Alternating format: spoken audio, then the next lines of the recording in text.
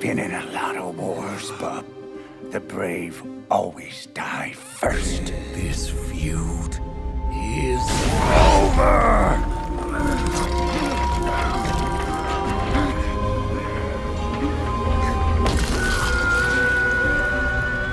Attention, X-Men enthusiasts.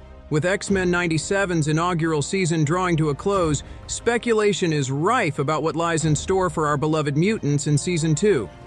But one burning question remains. Who or what could possibly rival the formidable Sentinel Bastion? Brace yourselves, because Episode 9, Tolerance's Extinction, Part 2, drops some tantalizing hints that promise to leave you clamoring for more. Stick around as we delve into the tantalizing clues and potential storylines for the next season of X-Men 97. Don't miss out. Subscribe and hit the notification bell to stay up to date with all the latest X-Men 97 news and analysis. X-Men 97 is nearing the end of its first season of 10 episodes, but we know that the second season is already in full swing in development by the Marvel animation team. However, when it comes to the last episodes, the burning questions are, what will the next season be about, and which villain can top the Sentinel Bastion? Thanks to Episode 9, we've got some important clues. Let's take a closer look at the significant teases in Tolerance's Extinction, Part 2, and why the series seems to be dropping hints about the all-powerful villain Onslaught and a big Wolverine storyline for Season 2. As soon as Professor Xavier steps back in to lead his crew, he crosses a major moral line in Episode 9. When faced with the realization that Magneto can't be talked around, Xavier dives into his old buddy's mind to try and fix the damage done to Earth's electromagnetic field. This move is going to have some serious fallout for sure. This episode takes a big cue from the 1993 comic crossover, Fatal Attractions. That story ends with Magneto ripping adamantium off Wolverine's bones and a revengeful Xavier messing with Magneto's mind. But this mind wipe has an unintended consequence. Magneto's dark side creeps into Xavier's mind and starts messing it up. In the end, a new villain named Onslaught is born from a psychic merging of the worst parts of Xavier and Magneto.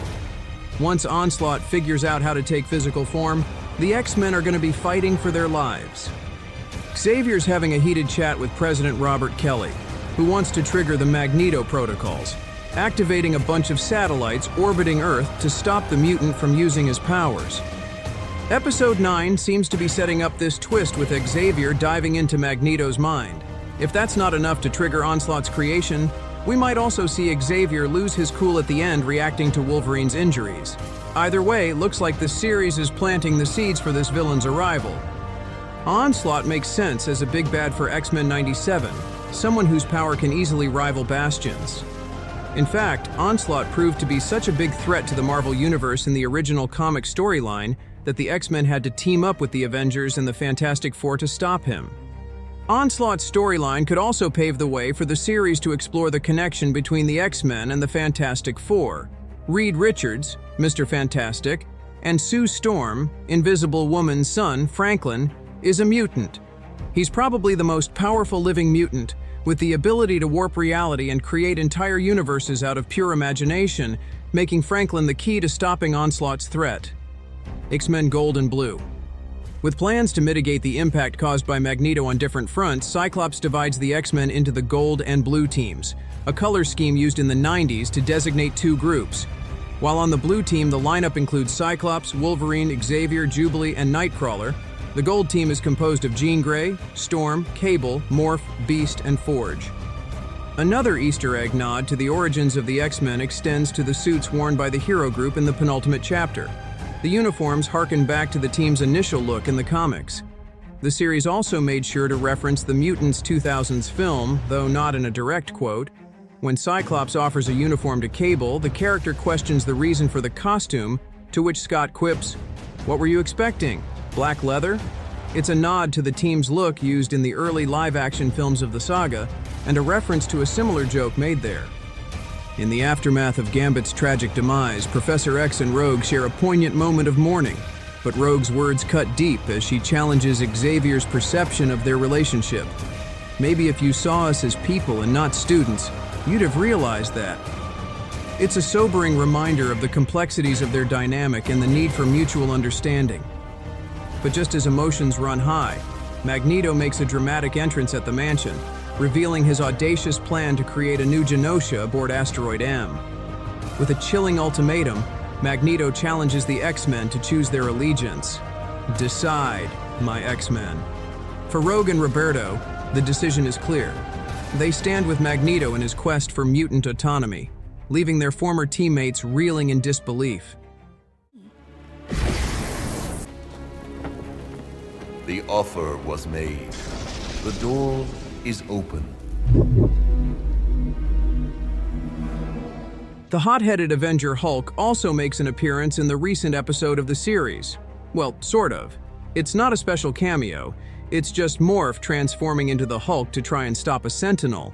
Either way, it's an exciting nod to the classic character.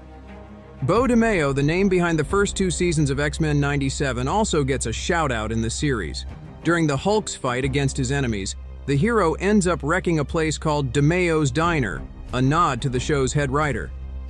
One of the most intense moments in Episode 9 of the series is depicted in the Gold Team's mission, where Cable suddenly turns against Jean Grey and attacks her with the aim to annihilate her.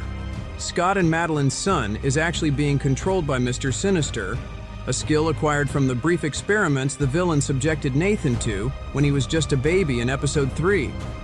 Just like in Fatal Attractions, Wolverine learns in Episode 9 what happens when you push Magneto too far. The Master of Magnetism extracts all the metal from Logan's bones, raising the question of why they didn't put Wolverine on the Gold Team. Again, the immediate result of this act in the comics is Xavier psychically attacking and wiping Magneto's mind. But for Wolverine, the damage is already done. Losing his adamantium is the beginning of a long journey for the character, which we can now see in Season 2 of X-Men 97. In the comics, Wolverine's healing factor is disrupted due to the trauma from Magneto's attack. It's also when he first discovers, post-amnesia, that he has bone claws underneath the adamantium, raising new questions about his past and true mutant nature. Wolverine temporarily leaves the X-Men, conflicting with villains like Lady Deathstrike and Cyber, undergoing the same healing and self-discovery process we saw Storm face in the Life and Death episodes. Wolverine's healing factor eventually returns in full force, no longer having to contend with all the toxic metal polluting his bloodstream. This eventually causes Logan's body to undergo a mutation, turning him into a wild, bestial version of his former self. Fortunately, Logan eventually regains contact with his humanity. Wolverine eventually regains his adamantium in the comics. He is kidnapped by Apocalypse and brainwashed to become a new Death Horseman. To enhance his horseman's fighting prowess, Apocalypse restores Wolverine's adamantium skeleton. Logan eventually breaks free from Apocalypse's control and returns to the X-Men, whole once again. It's easy to see X-Men 97 adapting some or all of these stories in Season 2. The series didn't feature Wolverine prominently in the first season, but that seems to be changing for Season 2. We might see him leave the team to recover from his injuries and reconnect with himself, paving the way for episodes revolving around his rivalries with Lady Deathstrike, Cyber, or even Sabretooth, and perhaps even delve deeper into the character's connection with Japan. This could also be a perfect opportunity for X-Men 97 to explore Logan's entire origin story, something the comics hadn't fully established when X-Men, the animated series, was originally on the air. We might also see the series explore Logan's regression into a wild monster and his recruitment into the Horsemen of Apocalypse. This latter storyline could be something that happens further down the line in Season 3, after the series has already dealt with Onslaught. Whatever happens, it seems safe to assume that we'll be seeing a lot more of Wolverine in future seasons of X-Men 97. Excited for the next chapter of X-Men 97? Stay tuned for more updates and insights by subscribing to our channel and joining the conversation in the comments below. As Episode 9 sets the stage for a thrilling Season 2, one thing is clear.